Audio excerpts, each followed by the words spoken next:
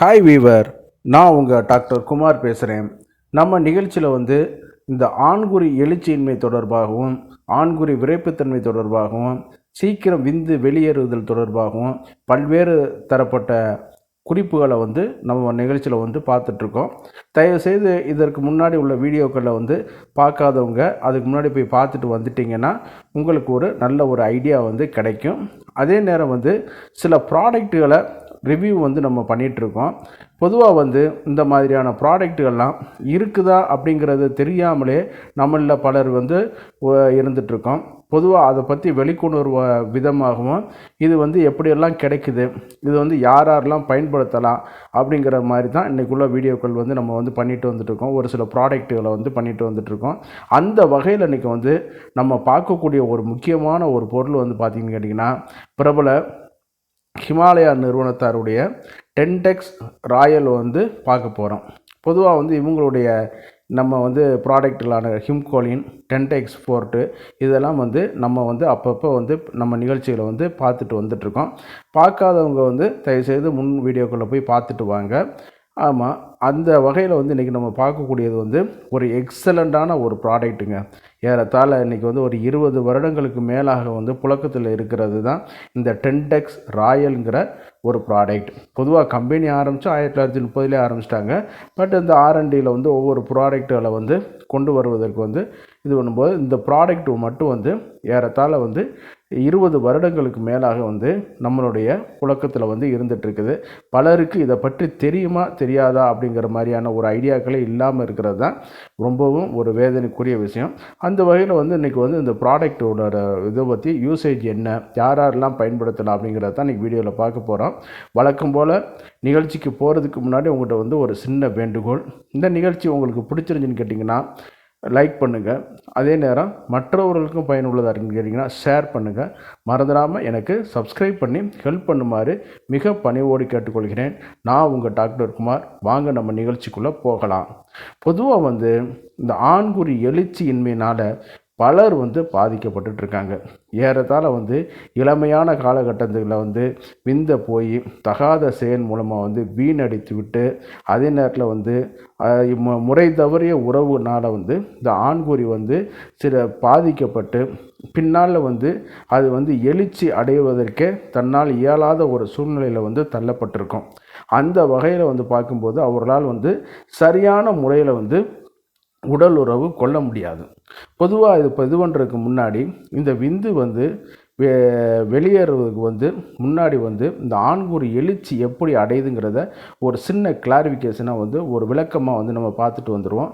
பொதுவாக நீங்கள் நினச்சிட்ருக்கிற மாதிரி ஆண்குறி ஒரு லெகமெண்ட்னாலேயோ, ஒரு டெண்டான்னாலேயோ, ஒரு வலுவான தசை நார்னாலேயோ அல்லது போன்ஸ்னாலேயோ ஆனது கிடையாது. அது ஓரினை கார்பஸ் கவர்னோசம் மசில்ஸும் ஒரு பார்ட்டான கார்பஸ் ஸ்பாஞ்சியோசம் மசில்ஸும் உள்ளடக்கியது.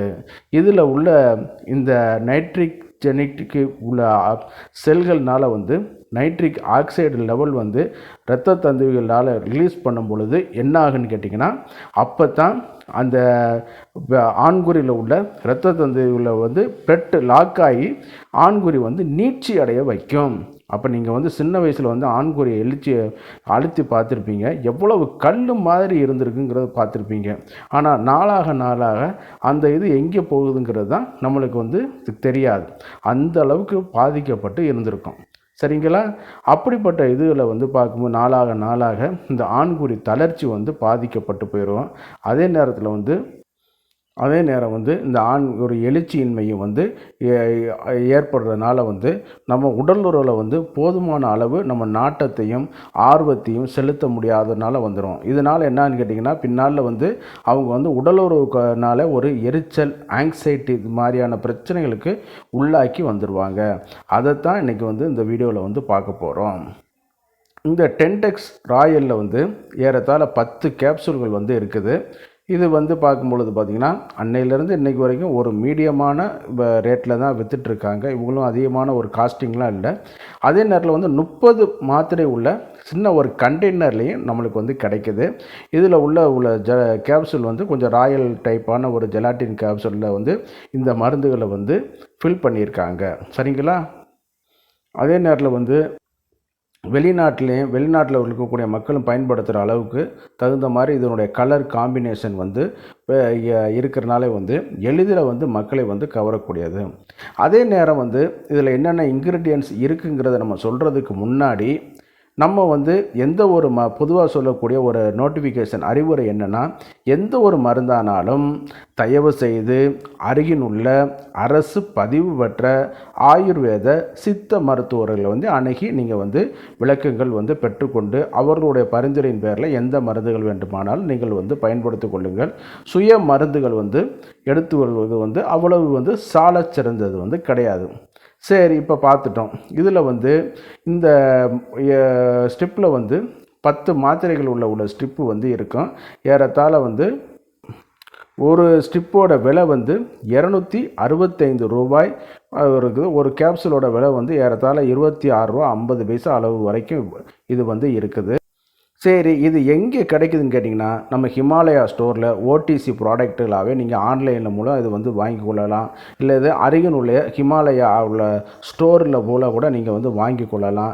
அல்லது வந்து இன்றைக்கி வந்து அமேசான் இந்த மாதிரியான இதுலேயும் அருகில் உள்ள மெடிக்கல்ஸ்லேயும் கூட இந்த இது வந்து கிடைக்கிது. சரி, இதில் என்னென்ன இன்க்ரீடியன்ட்ஸ் இருக்குங்கிறத ஒரு இதை பார்த்துடலாம். நான் இதில் வந்து தமிழில் பற்றி சொல்லும் பொழுது வந்து சில மூலிகளோட பேர்கள் வந்து வித்தியாசப்பட்டுரும். ஆனால் இதில் வந்து என்ன லேபிளில் இருக்குங்கிறத அப்படியே நான் உங்கள்கிட்ட சொல்லிடுறேன். நீங்கள் அதை மட்டும் கொஞ்சம் புரிஞ்சுக்கிறங்க. இது வந்து என்னென்னு கேட்டிங்கன்னா, கோக்சுரா அப்படின்னு சொல்லக்கூடிய சிறு நெரிஞ்சில் அதனுடைய எக்ஸ்ட்ராக்டில் வந்து தான் இதை வந்து ப்ரிப்பேர் பண்ணி கொடுக்குறாங்க.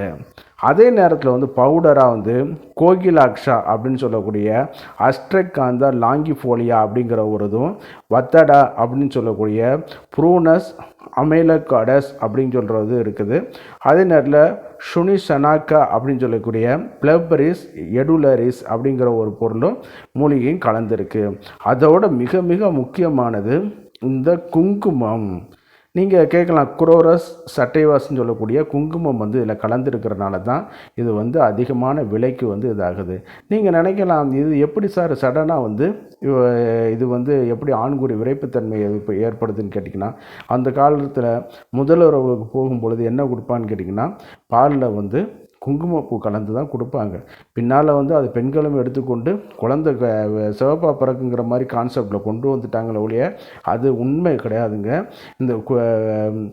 இந்த குங்குமப்பூவில் மட்டும் ஒரு விசேஷித்த ஆற்றல் வந்து அதில் வந்து இருக்குது.